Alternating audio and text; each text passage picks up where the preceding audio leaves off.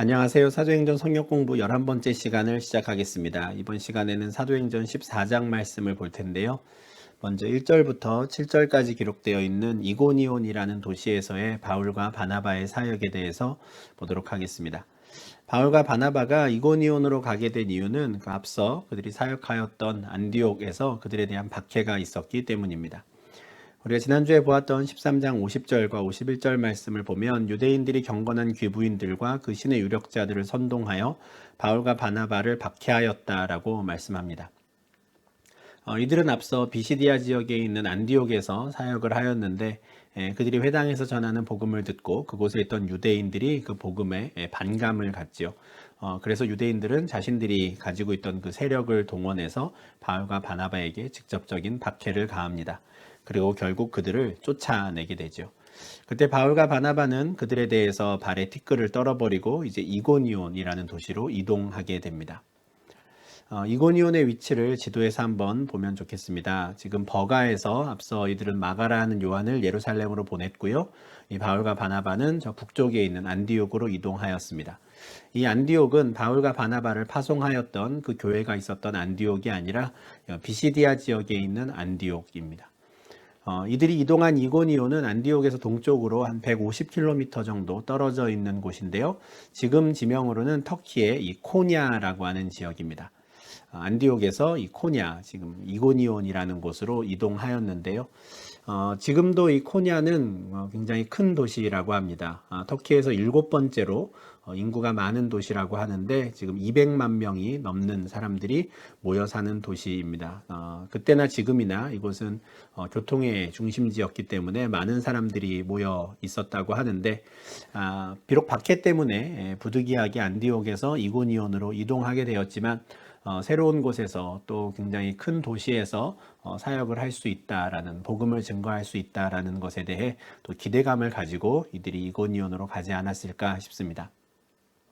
14장 1절에 따르면 이고니온에서 두 사도들은 함께 유대인의 회당에 들어가서 복음을 전하였다라고 말씀하는데요. 헬라어 성경에는, 원어 성경에는 있는 단어가 한글 성경에 번역되지 않은 것이 있습니다. 제가 괄호로 표시해 둔 내용인데요. 평소와 같이라고 하는 단어입니다. 늘 하던 대로 어느 곳에서 그렇듯이 이번에도 이런 뉘앙스의 단어가 있는데 번역이 되지 않았습니다. 이 두 사도들은 앞서 어디에 가든지 그곳에서 유대인의 회당에 가장 먼저 들어가서 복음을 전하였지요. 이곳에서도 마찬가지로 그렇게 했다라는 내용입니다. 앞서 9장 19절 또 13장 5절과 14절 44절을 보면 바울이 회심한 이후에 다메섹에서 처음 복음을 증거하였을 때에나 바울과 바나바가 지금 이 전도 여행 중에나 처음 들어가는 도시에서는 그곳에 있는 유대인의 회당을 찾아가서 복음을 전했었습니다. 유대인들의 회당에 모여 있는 사람들 같은 경우에는 이미 구약 성경에 대해서 어느 정도 알고 있는, 또 모세의 글과 선지자의 글에 대해서 익숙한 사람들이기 때문에 그들에게 이제 예수가 주요 그리스도이시다라는 것을 증거하는 것이 더 좋은 접근 방법이 되었을 것이기 때문에 그렇습니다. 이들이 유대인의 회당에서 복음을 전하였을 때 유대와 헬라의 허다한 무리가 복음을 받아들이고 믿음을 가졌다라고 말합니다. 유대인의 회당인데 그곳에 유대인들과 헬라인들이 함께 있었던 것이고 그들 가운데 많은 사람들이 이제 이 복음을 받아들인 것이죠. 유대인의 회당에 왜 헬라인들이 있었는가에 대해서는 앞서 비시디아 안디옥 그리고 앞서 그 유대인들 회당에서 바울이 복음을 증거하였던 그 장면에서 설명을 드린 바 있습니다. 13장 16절에서도 회당에서 복음을 전하던 바울은 이스라엘 사람들과 및 하나님을 경외하는 사람들아 들으라, 이렇게 그의 설교를 시작했었습니다. 그의 앞에 모여있는, 회당에 모인 사람들이 두 그룹이 있었던 것이죠. 이스라엘 사람들, 유대인들이 있었고요. 이방인들이지만 하나님을 경외하는 사람들이 있었던 겁니다. 지금 이고니온의 회당에서도 마찬가지이죠. 그런데 비시디아 안디옥의 회당에서 복음을 전하였을 때와 또 이고니온 회당에서 복음을 전하였을 때 사도 바울의 마음이 조금은 달랐을 것 같습니다. 왜냐하면 비시디아 안디옥의 회당에서 복음을 전하였을 때 그곳에 있는 유대인들이 그 복음을 거부하고요. 거부하는 그들을 보며 바울과 바나바는 우리가 이방인에게로 향하겠다라고 공식적으로 선포한 바 있기 때문에 그렇습니다. 그래서 전략적으로 유대인들의 회당에 들어가서 그들 모두에게 복음을 전하기는 하였지만 이미 우리는 이방인에게로 가겠다라고 선포한 상황에서 바울은 좀 더 다른 마음으로 또 좀 더 다른 시선으로 회당에 있던 이방인들을 바라보고 복음을 전하지 않았을까 싶습니다. 역시나 이번에도 이고니온에 있는 회당에서도 유대인들의 반응은 좋지 않았습니다. 앞서 1절에서 유대인들 가운데에서도 예수를 믿는 사람들이 있었다라고 하지만 주도적으로 그 회당을 이끌어가고 이고니온 사회를 움직이던 그 유대인들은 이 복음을 받아들이지 않습니다. 2절에 따르면 순종하지 아니하는 유대인들이 이방인들의 마음을 선동했다라고 하는데요. 자신들만 복음을 받아들이지 않은 게 아니라 다른 사람들도 믿지 못하게 하는 것이죠. 참 악한 행동인데 어떤 식으로 선동했는지는 모르겠지만 거짓 모함을 했다든지 또는 바울이 말하는 또 가르치는 것에 반대되는 설명들을 계속해서 덧붙이면서 결국에는 그들에 대한 악감정을 품게 하는 겁니다. 참 악한 행동이죠. 복음을 전하는 사람들을 그냥 그 복음을 나만 받아들이지 않고 끝나면 상관없을 텐데 오히려 다른 사람들도 믿지 못하게 하고 심지어 그들에 대한 악감을 갖게 하는 것, 참 악한 행동입니다. 근데 이어지는 3절에서 이 사도들이 이에 대해 반응하는 내용이 조금 특별합니다. 이들은 자신들에게 공개적으로 반감을 표시하고 심지어 악감정까지 드러내는 그 가운데에도 계속해서 이고니온에 오래 머물기를 결정합니다. 그리고 그들 가운데에서 계속해서 주를 힘입어 담대히 복음을 증거하지요. 또 주님께서도 그들에게 계속해서 자기 은혜의 말씀을 증언하는 사역들을 시키십니다. 2절과 3절이 조금 내용상 연결이 매끄럽지 않습니다. 그죠? 순종하지 않는 유대인들이 형제들에게 악감을 가지고 사람들을 선동하는데 두 사도는 그곳에 오래 머뭅니다. 굳이 그럴 필요가 있을까? 앞서 비시디아 안디옥에서 그랬던 것처럼 그냥 얼른 발에 먼지를 떨어버리고 이동하면 될 텐데 왜 굳이 싫은 소리를 들어가며 그들은 계속 그곳에 머물렀을까?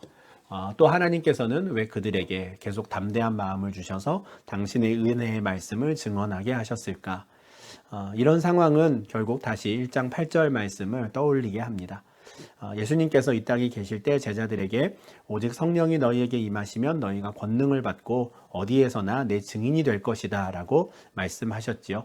이때 권능은 제자들이 어떤 상황에서도 복음을 전할 수 있는 능력이라고 말씀을 드렸습니다. 이 능력이 지금 이고니온에서도 발휘가 되는 것입니다. 유대인들의 그 선동 가운데에서도 그들은 복음을 전할 수 있는 능력을 받았고요. 언제나 담대히 은혜의 말씀을 증언하기 시작하는 것이죠.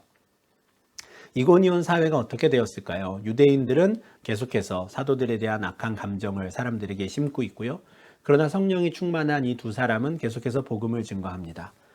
결국 4절과 같이 그 시내의 무리가 나뉘게 됩니다. 이고니온이 반으로 쪼개지는 것이죠. 유대인을 따르는 사람들과 두 사도를 따르는 사람들로 완전히 구분되게 되었습니다. 이 상황에 대해서 좀 더 설명을 드리기 전에 이 4절에 두 사도라고 하는 표현에 대해서 좀 보충 설명을 드리면 좋겠습니다. 사도라는 단어로 지금 14장에서 계속 바울과 바나바가 지칭되고 있는데요. 우리가 알다시피 사도는 예수님께서 직접 그들을 택하여 부르시고 사명을 맡긴 사람들, 성경에는 딱 13명만 이 사도라고 우리는 부릅니다. 예수님의 12제자와 사도 바울이지요. 이 13사람만이 우리가 사도라는 이름으로 공식적으로 부르는데 지금 누가는 이 14장에서 바울을 포함해서 바나바까지도 사도라고 부릅니다. 이 단어를 왜 누가가 사용할 수 있었을까? 이에 대한 힌트가 되는 말씀이 있습니다. 고린도 후서 8장 23절인데요. 사도 바울이 고린도 교회 사람들에게 디도를 비롯해서 그와 함께하는 다른 형제들을 소개하면서 이렇게 말합니다. 디도로 말하면 나의 동료요 너희를 위한 나의 동역자요 우리 형제들로 말하면 여러 교회의 사자들이요 그리스도의 영광이니라 라고 말해요. 디도와 그리고 그와 함께한 여러 형제들에 대해서 이들은 여러 교회의 사자들이다 라고 하는데 한글 성경에 지금 사자들로 번역된 이 단어가 헬라어로 아포스톨로스, 우리가 사도라고 부르는 그 단어입니다. 그러니까 바울도 지금 디도뿐만 아니라 그와 함께한 형제들에 대해서 이들은 여러 교회의 사자들, 사도들이다 이렇게 말하는 것이거든요. 이때의 사도는 우리가 예수님의 제자들을 부르는 사도와는 조금 다른 의미입니다. 물론 헬라어의 의미상으로는 같습니다. 아포스톨로스는 보냄을 받은 자라는 뜻이거든요.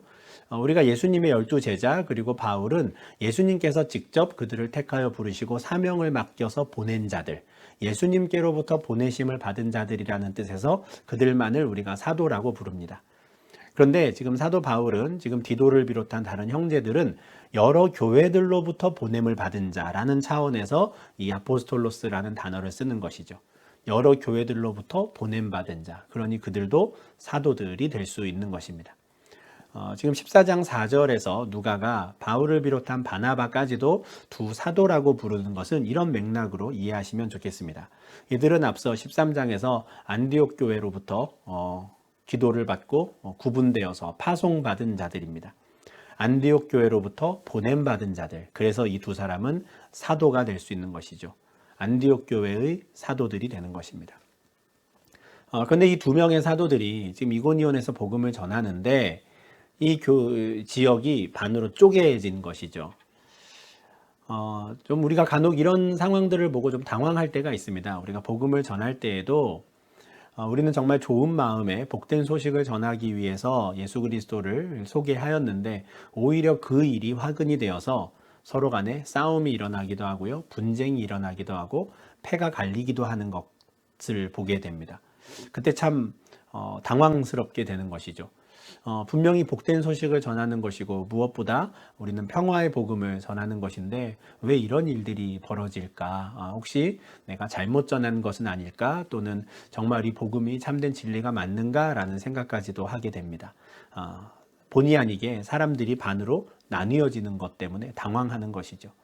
근데 예수님께서 이미 누가복음 12장 51절에서 이와 같은 상황에 대해서 말씀하신 적이 있습니다. 내가 세상에 화평을 주려고 온 줄로 아느냐? 내가 너희에게 이르노니 아니라 도리어 분쟁하게 하려 함이로라. 이런 말씀을 하셨어요. 예수님의 복음이 전해지면 세상에는 분쟁이 일어납니다.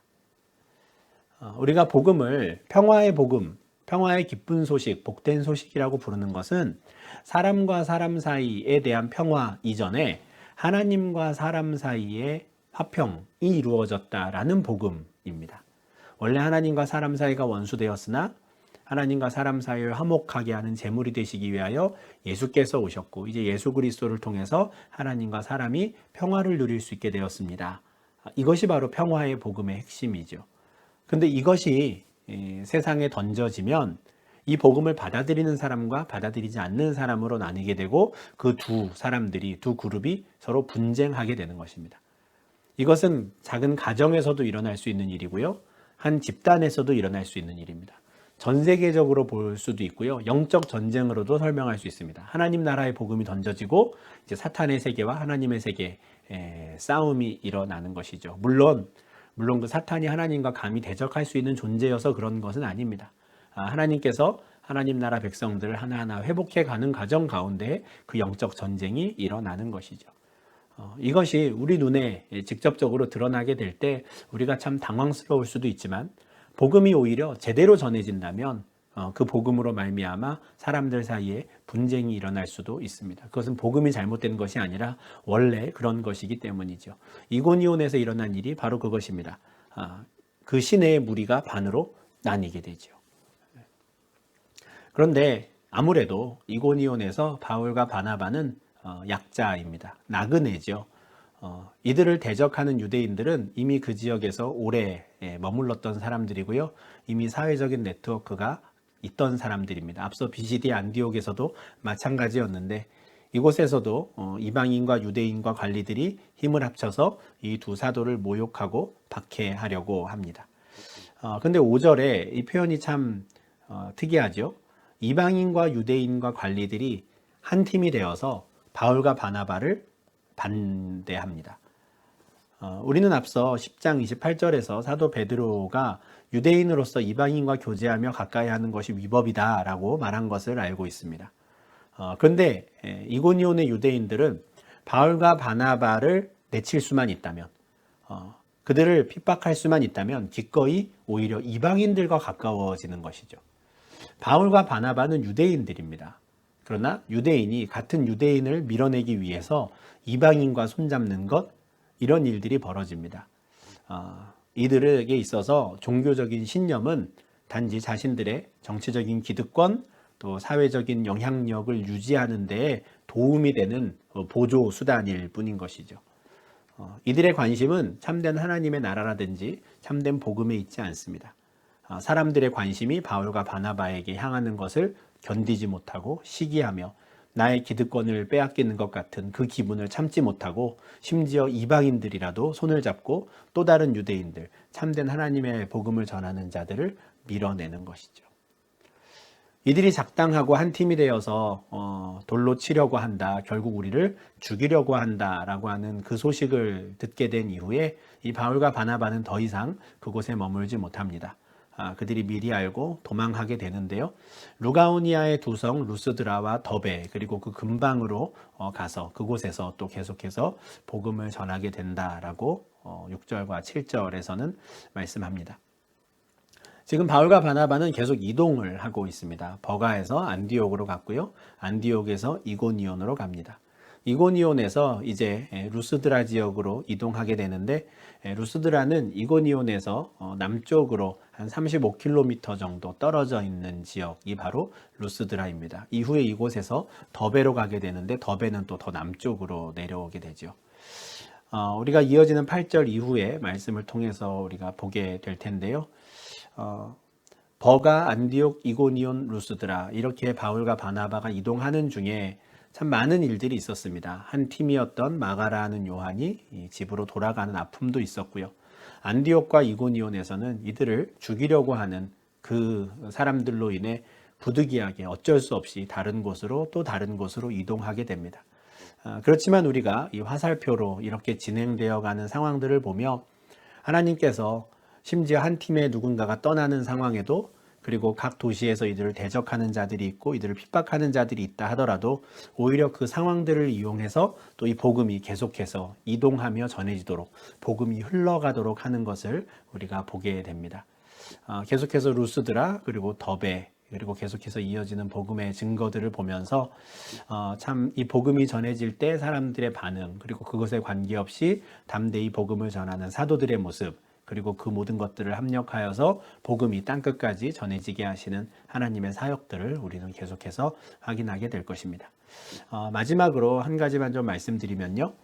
지금 이 루스드라와 더베에 대해서 루가오니아의 두 성이라고 지금 7절에서 설명하였습니다. 6절에서 설명을 하였는데 이 루가오니아라는 지역 말고도 앞으로 사도행전에 비두니아, 부르기아라고 하는 지역들이 나올 텐데요. 루가오니아, 비두니아, 부르기아는 모두 갈라디아 지역에 속한 지명입니다. 그러니까 갈라디아 안에 이제 루가오니아와 비두니아, 부르기아가 들어있는 것이죠. 그래서 지금 이 바울과 바나바의 이 첫 번째 전도 여행은 구브로라고 하는 그 섬을 지나서 버가, 안디옥, 또 이고니온, 루스드라 여러 도시들이 있지만 큰 지역으로는 구브로 지역 이후에 이제는 갈라디아 지역, 터키의 남쪽 지역인 갈라디아 지역에서 이들이 첫 번째로 복음을 전하는 사역을 하였구나라고 기억을 하시면서 그것을 염두에 두고 또 이후에 진행되는 말씀들을 또 함께 살펴보시면 좋겠습니다. 그러면 계속해서 갈라디아 지역 또 루가오니아 지역에서의 바울과 바나바의 사역에 대해서는 또 8절 이후 다음 회차에서 또 함께 말씀을 보도록 하겠습니다. 감사합니다.